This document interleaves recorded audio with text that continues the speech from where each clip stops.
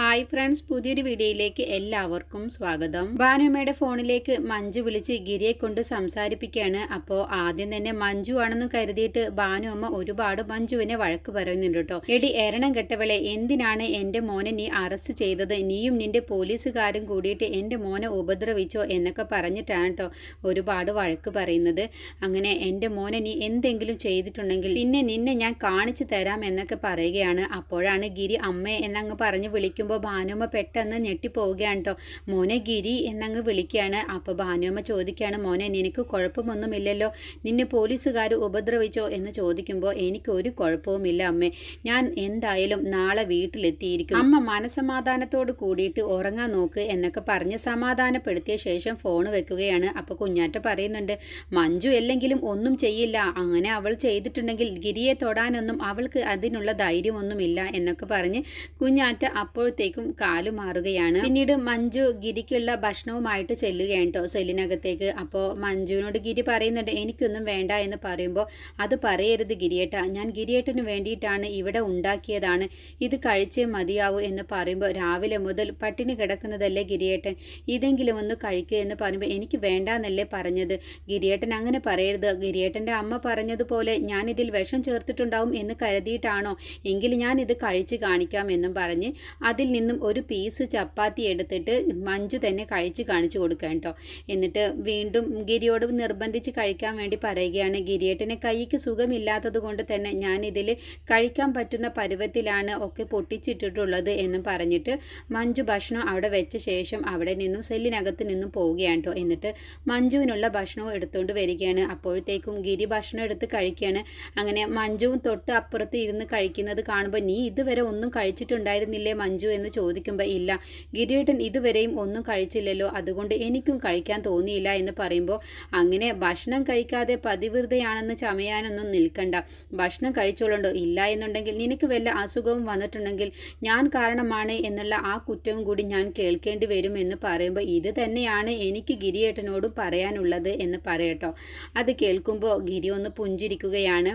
ഗിരി കഴിച്ചില്ല, ഗിരിക്ക് എന്തെങ്കിലും അസുഖം വന്നു കഴിഞ്ഞാൽ ഉറപ്പായും ഗിരിയുടെ വീട്ടുകാർ മഞ്ജുവിനെ കുറ്റപ്പെടുത്തും എന്നുള്ളത് ഗിരിക്ക് അറിയാവുന്നത് കൊണ്ടാണ് ആ പുഞ്ചിരി വരുന്നത്. അങ്ങനെ രണ്ടുപേരും ഭക്ഷണമൊക്കെ സന്തോഷത്തോടു കൂടി കഴിക്കാൻ കേട്ടോ. എന്നിട്ട് പിന്നെ കുറച്ച് കഴിഞ്ഞപ്പോഴത്തേനും ഗിരിക്ക് കൈക്ക് വേദന എടുക്കുകയാണ്. അപ്പോൾ എന്തു പറ്റി ഗിരിയേട്ട എന്ന് മഞ്ജു ചോദിക്കുമ്പോൾ, എന്താണെന്നറിയില്ല, എൻ്റെ കൈക്ക് ചെറുതായിട്ടൊരു വേദന വരുന്നു എന്ന് പറയുമ്പോൾ, എങ്കിൽ ഞാൻ തൊട്ടടുത്തുള്ള മെഡിക്കൽ ഷോപ്പിൽ പോയിട്ട് ഞാൻ ഗിരിയേട്ടനുള്ള വേദനയുടെ മരുന്ന് വാങ്ങിച്ച് വരാമെന്ന് പറയാണ്. അപ്പോൾ അത് വേണ്ട, ഇനിയിപ്പോൾ നാളെയാവട്ടെ, ഇപ്പോൾ തൽക്കാലം എനിക്ക് ആശ്വാസമുണ്ട് എന്ന് പറയുമ്പോൾ, അത് പറ്റില്ല, ഞാൻ പോയി വാങ്ങിച്ചു വരാം, അഥവാ ഇനി ആരെങ്കിലും ഇവിടേക്ക് വന്നു കഴിഞ്ഞാൽ ഞാനിങ്ങനെ പുറത്തേക്ക് പോയിട്ടുണ്ട് എന്ന് പറഞ്ഞാൽ എന്നെ കൊണ്ടൊന്നും പറ്റില്ല അങ്ങനെ പറയാനേ എന്ന് പറയട്ടോ ഗിരി. സാരമില്ല, ആരും ഇവിടേക്ക് വരികയൊന്നുമില്ല, അഥവാ വന്നാലാണ് ഞാൻ പറയാൻ പറഞ്ഞത് എന്നും പറഞ്ഞ് മഞ്ജു ഗിരിക്കുള്ള മരുന്ന് വാങ്ങാൻ പോവുകയാണ്. അപ്പോഴത്തേക്കും ഫ്രാൻസിസ് പുറത്തെത്തിയിട്ടുണ്ടാവും കേട്ടോ. അങ്ങനെ പാത്തും പതുങ്ങിയിട്ടാണ് ഫ്രാൻസിസ് അവിടെ നിൽക്കുന്നത്. അങ്ങനെ മഞ്ജു പോയി കഴിഞ്ഞ ശേഷം ഫ്രാൻസിസ് നേരെ ഗിരിയുടെ അടുത്തേക്ക് വരികയാണ്. അപ്പോൾ ഗിരി ഇങ്ങനെ ഫ്രാൻസിസിനെ ദേഷ്യത്തോട് കൂടിയിട്ട് നോക്കുന്നുണ്ട് കേട്ടോ. ഇവൻ എൻ്റെ അടുത്തേക്ക് മൂന്നാം മുറ പ്രയോഗിക്കാനാണോ വരുന്നത് എന്നുള്ള ഭാവത്തിൽ. അങ്ങനെ സെല്ല് തുറന്ന ശേഷം ഫ്രാൻസിസ് പറയുന്നുണ്ട്, ഒരു മിനിറ്റ് എന്നും പറഞ്ഞ് പുറത്തേക്ക് പോയിട്ടാണ് കേട്ടോ വീണ്ടും സെല്ല് തുറക്കാൻ വേണ്ടി വരുന്നത്. എന്നിട്ട് പറയാണ് ഗിരിയോട്, ഞാൻ നിന്നെ ഉപദ്രവിക്കാൻ വന്നതാണെന്ന് നീ കരുതിയോ ഗിരി? അതൊക്കെ ഞാൻ വെറുതെ എല്ലാവരുടെയും മുന്നിൽ വെച്ച് പറയുന്നതാണ്, ഞാൻ നിന്നെ ഒന്നും ചെയ്യില്ല. എനിക്ക് സഞ്ജയ് വിളിച്ചിരുന്നു, എനിക്ക് സഞ്ജയ് നിന്നെ രക്ഷപ്പെടുത്തിയതിൻ്റെ പേരിൽ എനിക്ക് കുറച്ച് പൈസയും തന്നിട്ടുണ്ട്, നീ എത്രയും പെട്ടെന്ന് ഇവിടെ നിന്നും ജയിലിൽ നിന്നും രക്ഷപ്പെടണം, നിനക്ക് വേണ്ടിയിട്ടാണ് ഞാൻ ഇങ്ങനെ ഒരു സാഹസം ചെയ്യുന്നത് തന്നെ. പിന്നെ ഞാൻ ഇന്നത്തെ റെക്കോർഡൊക്കെ ഡിലീറ്റ് ആക്കിയിട്ടുണ്ട്, പിന്നെ CCTV ആക്കിയിട്ടുമുണ്ട്, അതുകൊണ്ട് ഗിരി നീ എത്രയും പെട്ടെന്ന് ഇവിടെ നിന്നും രക്ഷപ്പെട്ടോ, അല്ല എന്നുണ്ടെങ്കിൽ നിനക്ക് ഇപ്പം അടുത്ത കാലത്തൊന്നും ജയിലിൽ നിന്നും ഇറങ്ങാൻ കഴിയില്ല, കാരണം നീ മയക്കുമരുന്ന് കേസാണ്. അപ്പോൾ സഞ്ജയ് വിളിച്ചു പറഞ്ഞു, കുറച്ച് ഗുരുതരമായ കേസാണ് ഇത്, അതുകൊണ്ട് ഗിരിയെ എങ്ങനെയെങ്കിലും രക്ഷപ്പെടുത്തണം എന്നൊക്കെ പറഞ്ഞു സഞ്ജയ് എന്നെ വിളിച്ച് പറഞ്ഞതാണ്. പിന്നെ ഞാൻ ഇങ്ങനെയൊക്കെ ചെയ്യുന്നത് എനിക്ക് പൈസ കിട്ടാൻ വേണ്ടിയിട്ട് തന്നെയാണ്, എനിക്ക് അതിനുള്ള പൈസയും കിട്ടിയിട്ടുണ്ട് എന്ന് പറയാണ്. അങ്ങനെ ഗിരി ഇറങ്ങുന്നില്ല എന്ന് കാണുമ്പോൾ, എന്താ നിനക്ക് രക്ഷപ്പെടണ്ടേ, എന്നാൽ എനിക്കൊരു കുഴപ്പവുമില്ല എന്നും പറഞ്ഞ് സെല്ല് അടക്കാൻ വേണ്ടി നോക്കാൻ കേട്ടോ. അപ്പോൾ ഗിരി അതങ്ങ് തടയുകയാണ്. എനിക്കറിയാം ഇങ്ങനെ ഒരു അവസരം കിട്ടിയാൽ ആരാണ് ഇപ്പോൾ രക്ഷപ്പെടാതിരിക്കുക എന്ന് ഗിരിയോട് ഫ്രാൻസിസ് പറയാൻ കേട്ടോ. അങ്ങനെ ഗിരി പുറത്തേക്ക് പോവുകയാണ്. വിളിക്കുകയാണ്. അപ്പോൾ ഫ്രാൻസിസ് സന്തോഷത്തോടു കൂടി നിൽക്കാണ്ടോ മഞ്ജുവിൻ്റെ ജോലി തെറിപ്പിക്കാം എന്നുള്ള ഉദ്ദേശമാണ്. അങ്ങനെ നേരെ അരവിന്ദാക്ഷൻ സാറിന് വിളിക്കുകയാണ്. എന്നിട്ട് പറയുകയാണ്, സാർ എത്രയും പെട്ടെന്ന് സ്റ്റേഷനിലേക്ക് വരണം, ഇവിടെ സെല്ലിനകത്ത് ഗിരിയില്ല, സാർ എത്രയും പെട്ടെന്ന് ഇവിടെ വന്ന് അന്വേഷണം തുടങ്ങിക്കോ, അല്ല എന്നുണ്ടെങ്കിൽ നമുക്ക് എല്ലാവർക്കും പണി കിട്ടും എന്ന് പറയട്ടോ. അപ്പോൾ നീ എന്താ അവിടെ എത്തിയത്? എനിക്ക് മഞ്ജുവിൻ്റെ കാര്യത്തിൽ ഒരു ചെറിയ സംശയമുണ്ടായിരുന്നു, അതുകൊണ്ട് അത് പരീക്ഷിക്കാൻ വേണ്ടിയിട്ടാണ് ഞാൻ ഇവിടേക്ക് വന്നത്. ഇവിടെ വന്നു നോക്കുമ്പോൾ സെല്ലൊക്കെ ഇതാ തുറന്നിട്ടിരിക്കുന്നു, അപ്പോൾ മഞ്ജു ആണെങ്കിൽ ഇവിടെ കാണാനുമില്ല എന്ന് പറയാം കേട്ടോ. അപ്പോഴത്തേക്ക് മഞ്ജു അവിടേക്ക് എത്തുകയാണ്. അങ്ങനെ മഞ്ജു വരുന്ന സമയത്ത് സെല്ലൊക്കെ തുറന്നു കിടക്കുന്ന കാണുമ്പോൾ മഞ്ജു ഒന്നങ്ങ് ഞെട്ടിപ്പോവുകയാണ് കേട്ടോ. എന്നിട്ട് ഫ്രാൻസിസ് അങ്ങ് വരികയാണ്. ഫ്രാൻസിസിനെ കണ്ടതോടുകൂടി മഞ്ജു ആകെ അങ്ങ് ഷോക്കാവുകയാണ്. എന്നിട്ട് ചോദിക്കുകയാണ്, എവിടെ ഗിരി എവിടെ? നിന്റെ ഭർത്താവ് രക്ഷപ്പെട്ടു, നിന്നെ ചതിച്ചും കൊണ്ടാണ് അവൻ കടന്നു കളഞ്ഞത്. ഇപ്പോൾ സെല്ലിനകത്ത് ആരുമില്ലല്ലോ, ഇനി നിന്റെ ജോലി തെറിക്കാൻ ഒരു പണിയുമില്ല, ഇനി ഒരിക്കലും നിനക്ക് ഈ തൊപ്പി അണിയേണ്ടി വരില്ല എന്ന് പറയാണ് കേട്ടോ. അപ്പോൾ മഞ്ജു ഒന്നും മിണ്ടാതെ വിഷമിച്ചുകൊണ്ട് നിൽക്കുകയാണ്. ഗിരിയേട്ടൻ എങ്ങാനും പോയിട്ടുണ്ടാകുമോ എന്നുള്ള ടെൻഷനോട് കൂടിയിട്ടാണ് കേട്ടോ മഞ്ജു നിൽക്കുന്നത്. ഉറപ്പായും എൻ്റെ ജോലിക്ക് പ്രശ്നമാവും എന്നൊക്കെ മഞ്ജുവിന് മനസ്സിലാവുകയാണ്. അപ്പോൾ മഞ്ജു പറയുന്നുണ്ട്, ഈ ചതി ചെയ്തത് സാറ് തന്നെയല്ലേ എന്ന് പറയുമ്പോൾ, ആ ഞാൻ തന്നെയാണ്, പക്ഷെ അതിന് ഒരു തെളിവുമില്ല, ഞാനാണ് ചെയ്തത് എന്നുള്ളത് പറഞ്ഞാലും ആരും വിശ്വസിക്കില്ല. നീ നിന്റെ ഭർത്താവിനെ രക്ഷിക്കാൻ വേണ്ടിയിട്ടാണ് ഇങ്ങനെ ഒരു സാഹസം ചെയ്തു എന്നാണ് എല്ലാവരും വിശ്വസിക്കുകയുള്ളൂ എന്നൊക്കെ പറഞ്ഞുകൊണ്ടിരിക്കുമ്പോഴാണ് അരവിന്ദാക്ഷൻ സാറും ബിജുക്കുട്ടനും കൂടി വരുന്നത്. എന്നിട്ട് മഞ്ജു എന്താ ഉണ്ടായത് എന്ന് ചോദിക്കുമ്പോഴത്തെ, എന്തുണ്ടാവാനാ സാറേ, അവൾ അവളുടെ ഭർത്താവിനെ രക്ഷപ്പെടുത്തി, അത്ര തന്നെ, അല്ലാതെ ഇപ്പോൾ വേറെ എന്ത് നടക്കാനാണ് എന്ന് ഫ്രാൻസിസ് പറയുകയാണ് കേട്ടോ. അപ്പോൾ അരവിന്ദാക്ഷൻ സാർ ആകെ അന്തം വിടുകയാണ്. എന്നാ തുടങ്ങിക്കോ സാറേ, നിന്റെ ഭർത്താവിന് ഒരിക്കലും ജയിലിൽ നിന്നും ഇറങ്ങാൻ കഴിയില്ല, അവന് ഇനി കടുത്ത ശിക്ഷയാണ് കിട്ടാൻ വേണ്ടി പോകുന്നത്. ഒന്നാമത് മയക്കുമരുന്നിൻ്റെ ബിസിനസ്, അത് കഴിഞ്ഞ് രണ്ടാമത് ജയിൽ ചാടിയതും ഒക്കെ കൂടി അവൻ കുറച്ചു കാലം അകത്ത് ഉണ്ട തിന്നുക തന്നെ ചെയ്യുമെന്നൊക്കെ പറഞ്ഞുകൊണ്ട് നിൽക്കുന്ന സമയത്താണ് മഞ്ജുവിനോട് ഇങ്ങനെ അരവിന്ദാക്ഷൻ സാറ് ചോദിക്കാൻ വേണ്ടി നിൽക്കാണ്ടോ. ഫ്രാൻസിസ് ഓരോന്ന് ചോദിക്കുന്ന ചോദ്യത്തിൻ്റെ മുന്നിലും അരവിന്ദാക്ഷൻ സാറ് വിശ്വസിക്കാനാവാതെയാണ് മഞ്ജുവിൻ്റെ മുഖത്ത് നോക്കി നിൽക്കുന്നത്. അപ്പോഴത്തേക്കും ഗിരി പൊട്ടിച്ചിരിച്ചോണ്ട് അങ്ങ് വരികയാണ് കേട്ടോ.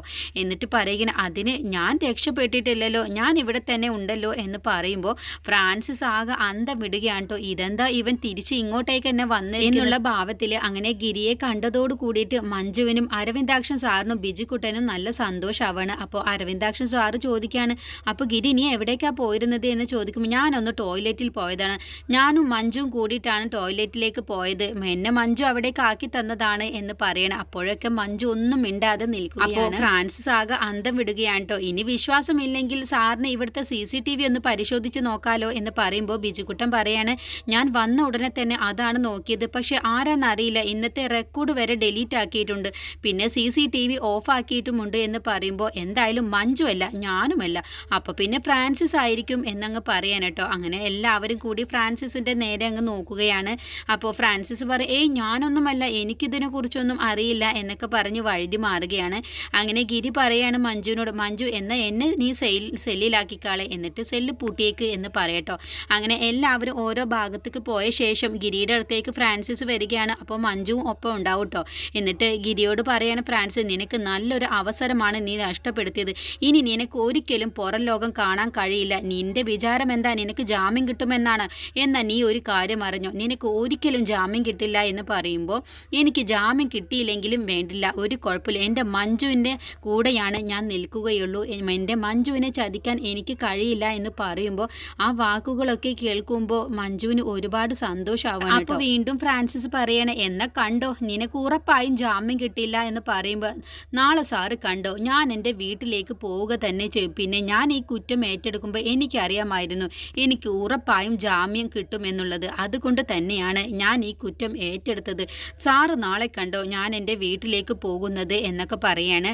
അങ്ങനെ നമുക്ക് കാണാടാ എന്നും പറഞ്ഞ് ഫ്രാൻസിസ് അവിടെ നിന്നും പോവുകയാണ് കേട്ടോ. അങ്ങനെ മഞ്ജു ഗിരിയോട് ചോദിക്കാണ്, അല്ല എൻ്റെ ഒപ്പം നിൽക്കുമെന്ന് പറഞ്ഞത് സത്യമാണോ എന്ന് ചോദിക്കുമ്പോൾ, ആ അതൊക്കെ സത്യം തന്നെയാണ്, ഞാൻ നിൻ്റെ ഒപ്പം തന്നെ നിൽക്കും, പക്ഷെ അത് നിന്നോടുള്ള സ്നേഹം കൊണ്ടൊന്നല്ല, അത് അങ്ങനെ നീ കരുതിയോ എന്ന് ചോദിക്കുമ്പോൾ മഞ്ജു പറയണം, അങ്ങനെ കരുതാനാണ് എനിക്കിഷ്ടം എന്നും പറഞ്ഞ് പുഞ്ചിരിച്ചുകൊണ്ട് മഞ്ജു അവിടെ നിന്നും പോവുകയാണ് കേട്ടോ. അപ്പോൾ അത് കേൾക്കുമ്പോൾ ഗിരിക്ക് നല്ല സന്തോഷമാവാണ്. അപ്പോൾ ഗിരിയും ഒന്നങ്ങ് പുഞ്ചിരിക്കുന്നുണ്ട്. പിറ്റേ ദിവസം രാവിലെ ആകുമ്പോഴത്തേക്ക് തന്നെ മുകുന്ദ വരികയാണ് കേട്ടോ. അങ്ങനെ മഞ്ജുവിൻ്റെ അടുത്തേക്ക് ചെല്ലുകയാണ്. അപ്പോൾ എന്തായി, ഇപ്പോൾ ഇന്ന് ഗിരിയേട്ടന് ജാമ്യം കിട്ടുമോ എന്ന് ചോദിക്കുമ്പോൾ മുകുന്ദൻ പറയാണ്, കിട്ടാൻ സാധ്യത കുറവാണ്, അതിനെക്കുറിച്ചൊന്നും ആശിക്കേണ്ട എന്നും എന്നും പറഞ്ഞിട്ട് എനിക്ക് ഗിരിയെ ഒന്ന് കാണണം എന്ന് പറയുമ്പോൾ അതിനെന്താ പോയി കണ്ടോളൂ എന്ന് പറയട്ടോ.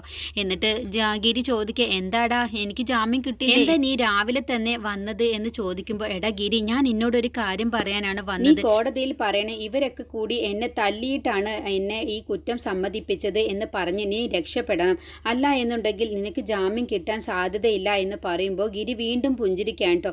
നിന്നോടാണ് പറഞ്ഞത്, ഇനി സമയമുണ്ട്, വൈകിയിട്ടില്ല, നീ പറഞ്ഞതൊന്ന് കേൾക്ക് എന്ന് പറയുമ്പോഴും ഗിരി അതൊന്നും കേൾക്കാൻ പോലെ കൂട്ടാക്കുന്നില്ല കേട്ടോ. അപ്പോഴൊക്കെ ഫ്രാൻസിസ് അപ്പുറത്ത് നിൽക്കുന്നുണ്ട്. എന്നിട്ട് പറയുന്നുണ്ട്, ഉറപ്പായും നിനക്ക് ജാമ്യം കിട്ടില്ലടാ എന്ന് പറയുമ്പോൾ ഗിരി പറയണേ, ഞാൻ ഉറപ്പായും ജാമ്യത്തിൽ തന്നെ ഇറങ്ങും, അതിന് ഇത് കോടതിയിലൊന്നും എത്തില്ല മുകുന്ദ എന്ന് പറയുമ്പോൾ, അതെന്താ നീ അങ്ങനെ പറഞ്ഞത്, അതൊക്കെ നീ കണ്ടോ, ഇത് കോടതിയിലൊന്നും ഈ കേസ് എത്തില്ല, അതിൻ്റെ മുന്നേ തന്നെ ഞാൻ ജാമ്യം കിട്ടി പുറത്തിറങ്ങുകയും എൻ്റെ വീട്ടിലേക്ക് പോവുകയും ചെയ്യും എന്ന് പറയുമ്പോൾ മുകുന്ദനും മഞ്ജും ആകെ അത്ഭുതപ്പെട്ട് നിൽക്കേണ്ടോ ഗിരിയുടെ ആ ഒരു സംസാരം കേൾക്കുമ്പോൾ. അപ്പോൾ ഫ്രാൻസിസിന്റെ മനസ്സിലാണെങ്കിൽ ഉറപ്പായും ഗിരിക്ക് ജാമ്യം കിട്ടില്ല എന്നൊക്കെ തന്നെ ആയിരിക്കും.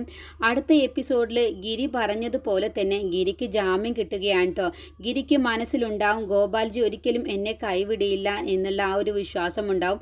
സത്യത്തിൽ ഗോപാൽജി തന്നെയാണ് ഇതിൻ്റെ പിറകിലുള്ളത്. ഗോപാൽജി വക്കീലിനെ പറഞ്ഞയക്കുകയും പിന്നീട് ഗിരിയെ പുഷ്പം പോലെ ജാമ്യത്തിൽ ഇറക്കുകയും ചെയ്യുകയാണ്. അങ്ങനെ ഗോപാൽജിയോടുള്ള വിശ്വാസം വീണ്ടും ഗിരിക്ക് കൂടുതൽ ആവുകയാണ് കേട്ടോ. പക്ഷേ ഗോപാൽജി ഇതൊക്കെ ചെയ്യുന്നത് ഒന്നും കാണാതെയല്ല, അടുത്ത പണി ഗിരിക്ക് കൊടുക്കാൻ വേണ്ടിയിട്ട് തന്നെയാണ്. അച്ഛനോട് ചെയ്ത അതേ ചതി തന്നെയാണ് ഗോപാൽജി വീണ്ടും ഗിരിയോടും ചെയ്യാൻ വേണ്ടി പോകുന്നത്. അങ്ങനെ ഗിരി ജാമ്യം കിട്ടിയ ശേഷം വീട്ടിലേക്ക് എത്തുകയാണ്. എന്നിട്ട് ഭാനുമ്മ ഗിരിയെ കാണുമ്പോൾ സന്തോഷത്തോട് കൂടിയിട്ട് ഗിരിയെ കെട്ടിപ്പിടിച്ച് ഉമ്മ വയ്ക്കുകയും കരയൊക്കെ ചെയ്യാൻ കേട്ടോ. എന്തിനാ അമ്മ കരയുന്നത്, ഞാൻ വീട്ടിലെത്തിയല്ലോ എന്നൊക്കെ പറയാണ്. അപ്പോൾ മോനെ നിന്നെ പോലീസുകാർ വല്ലത് ഉപദ്രവിച്ചോ എന്ന് ചോദിക്കുമ്പോൾ, ഇല്ല അമ്മേ എന്നെ ആരും ഒന്നും ചെയ്തിട്ടില്ല എന്ന് പറയുകയാണ്. ആ സമയത്ത് മഞ്ജുവിനെ എങ്ങനെ ഭാനുമ്മ തുറിച്ചു നോക്കുന്നുണ്ട് കേട്ടോ. എന്നിട്ട് സ്വപ്നയും കൂടി എരിപിരി കയറ്റാൻ വേണ്ടി വരുന്നൊക്കെയുണ്ട്. പക്ഷേ നിന്നെ പുറത്തിറക്കിയത് ഗോപാൽജിയാണടാ, ഇവരൊക്കെ കൂടി നിന്നെ അറസ്റ്റ് ചെയ്യാൻ വേണ്ടി നോക്കിയിട്ട് നിന്നെ പുറത്തിറക്കിയതും എല്ലാം തന്നെ ഗോപാൽജി തന്നെയല്ലേ എന്ന് പറയുമ്പോൾ, സഞ്ജയ്ക്ക് വേണ്ടിയിട്ടാണ് അമ്മേ ഞാൻ ഈ കുറ്റം ഏറ്റെടുത്തത്, ഗോപാൽജി ഒരാളുടെ മുന്നിലും നാണം കെടാൻ പാടില്ല, അതിനു വേണ്ടിയിട്ടാണ് ഞാൻ ഈ കുറ്റം ഏറ്റെടുത്തത്. പിന്നെ എനിക്ക് ഉറപ്പായും പുറത്തിറങ്ങാൻ കഴിയുമെന്ന് എനിക്ക് വിശ്വാസവും ഉണ്ടായിരുന്നു അമ്മേ എന്നൊക്കെ പറഞ്ഞ് ഗിരി ഭാനു അമ്മയോട് സംസാരിച്ചുകൊണ്ടിരിക്കുകയാണ്.